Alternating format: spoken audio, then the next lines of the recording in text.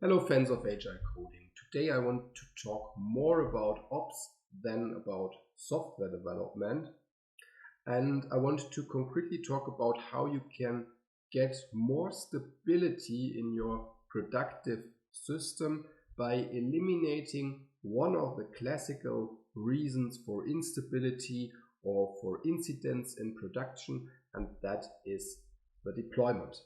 We improve the deployment by doing it in a well-structured way, and that will increase the stability of our system. So my name is Elmar Brauch. I'm software developer and architect in Deutsche Telekom. I'm working in a DevOps team, so we are responsible for development and operations, and I will share with you our way to do the operations, to do the deployments within this video, so that you can benefit from it by having a more stable system. If you are new to my channel, please subscribe, and if you enjoy the content, give me a thumbs up. So let's get started now.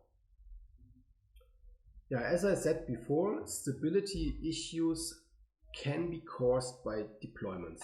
There are many causes for instability of your software, but I want to focus today on software changes as a cause of instability, and I want to focus on production deployments.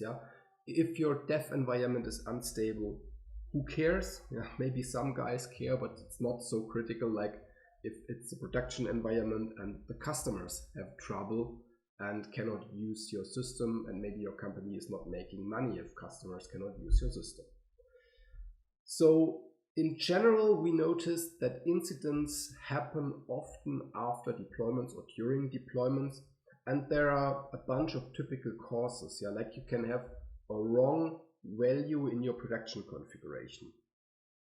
There might be human mistakes during the deployment process, which produce an incident and a shutdown of the service.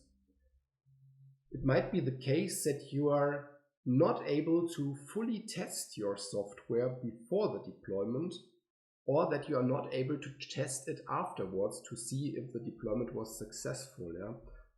That are more examples and typical causes where we have seen deployments fail and afterwards instability, or let's say a service downtime, which is counted as instability. And finally, there might be differences between your dev, test and production environment.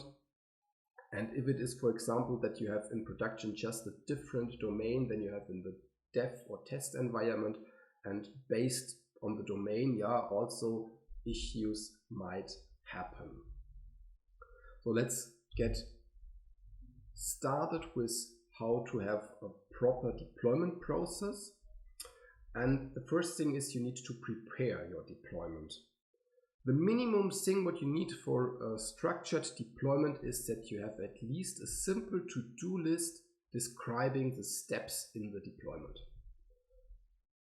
In general, you should have instructions about how to deploy. That can be something what you have documented in your operations manual. So I go to our Teams operation manual, check the process, and then I write again my deployment steps for this particular deployment, because it might be slightly different, or I might need more concrete details, what we will see during the next slides. And I always document the deployment. I document the single steps I do. I mark the things done with a check. As you can see here on the right side, I checked, for example, in my to-do list that the production configuration is prepared, and that is something I document in Jira tickets. There is a Jira ticket which has a general description of the deployment, of the features which are coming, and so on. And I still note down in this Jira ticket as a comment the steps, and then I mark it with ticks when I have done things. The preparation of the production configuration is one first thing, and if you are a developer and you like the process of doing code reviews, I recommend that you do also configuration reviews. You ask a teammate to double check the production configuration to ensure that it is correct and that the deployment will be a success. That's already part of the preparation. And then of course, you should never deploy something to production which has not been tested before. So ensure that there was upfront a successful test. That might be part of your CI/CD pipeline if you have automated tests, or if you don't have automated tests for whatever reasons, then ensure that a tester did manually test the software and say, yes, this version of the software is correct, we can move on with it to production. So on the next slide, we still are in the preparation phase. I mentioned before this version is correct. What I typically do is I note down which version I want to deploy exactly. Therefore, I look what is currently installed in our test environment, where the acceptance test happened. We are deploying Docker images, so we create clear tags with production names like 1.1.1, as you can see it here, and this will be deployed as backend, and 1.1.1 will be also the front-end version. And that is something I figure out upfront. If you remember the previous slide, here it was to do, because when I just wrote down the list of things to do, I didn't know which version, and during the preparation I figured out, so I noted down the version I'm going to deploy. And then every deployment might fail for whatever reason. In that case, you should be prepared to do a quick rollback so that you have a minimal time to recovery in case of problem. And therefore I upfront document the version which is right now before the deployment in production, and that is my rollback version. So in my case, it's again a Docker image and the tag, so I note down for the backend it's 1.1.0, and for the front end, for whatever reason, it's 1.09. So I write this down, so in case that there is trouble, I need to roll back, I have it right away in the ticket, and I can just move on with the rollback to minimize the time where my service is disrupted. And the last thing of preparation I'm always doing is I ensure that I understand how to execute the deployment. Next steps will be executed, and I must know how to do it. For example, I check our operations manual about how to do it, and I ensure that I really understand what I'm going to do next. Figuring it out during the deployment is not a good idea. The same is when the deployment is done, we are going to check if it is successful. And I ensure that I understand how to check the success of the deployment afterwards. That is the last step of my preparation. And then finally I can start executing the deployment. First step in my case, I inform the stakeholders about the start of the deployment so that everyone is aware something is changing right now. And then I start the deployment, which means I use our CI/CD pipeline to trigger the update of the Docker containers based on the new image. That fully runs automatically, nothing to do for me there, but I always document the start and the end of the deployment. Like you can see here, I documented that both deployments happened at this timestamp and they ended at that timestamp.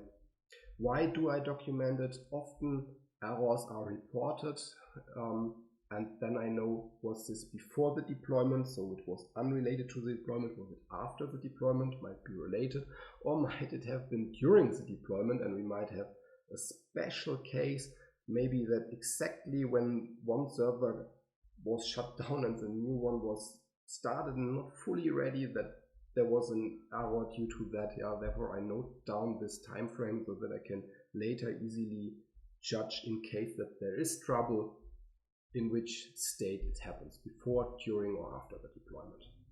And of course, I follow the instructions in our operations manual when I do the deployment, to ensure that I don't do crazy stuff during the deployment. But that's about the execution. Then we are already after the deployment. After the deployment, I execute some smoke tests. I have an application which can be accessed via browser. It's a checkout. So I start buying things. I type in my personal data, type in my bank account and so on, and ensure that all these things are working. I cannot check everything after the deployment. I cannot actually order something because that would be a real purchase, and hardware would be delivered to me. A contract might be created. I cannot test this after a deployment. If you can do this in your case, that's of course perfect. If you can test everything afterwards, do it, at least for the main use cases or for the new features you delivered with the deployment. But in the case that you cannot do everything, you should watch the logs. That's what I then do for the last step. I watch the logs, check what real customers are doing, and if they have issues using our process after our system after the deployment or not. In case the logs are fine and my smoke test was fine, then I consider this deployment as a success. And last step, I inform the stakeholders that the deployment is completed and it was successful. I know that this process is, like in the DevOps world, not state of the art, not the best thing you can do. You might be able to do, for example, canary deployments, where you deploy a new version parallel to the old version, and you give only for a few customers access to the new version, and it works successful for them, then all customers switch to the new version. That's a better process which has a higher stability, but it will not come for free.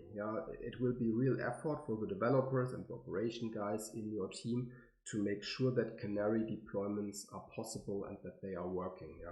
I would recommend this clearly, but depending on where you are right now, you might have to do other things first, and then you can go for this level of improvement. Same applies for feature toggles. You might always deploy every change to production, but then it's disabled for the customers, and you have somewhere a feature toggle where you can enable this new feature, and then it's activated for the customers.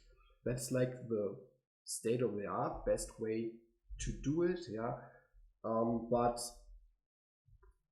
also this comes at some point with extra effort to set it up in the first place. And depending on where you are, what I suggest here right now is just deploying in a structured way, prepare everything for the deployment, document things, and just make sure that you minimize the amount of mistakes and human errors which can happen during a deployment, so that it is more stable, more often successful, and your system has less incidents and is more stable.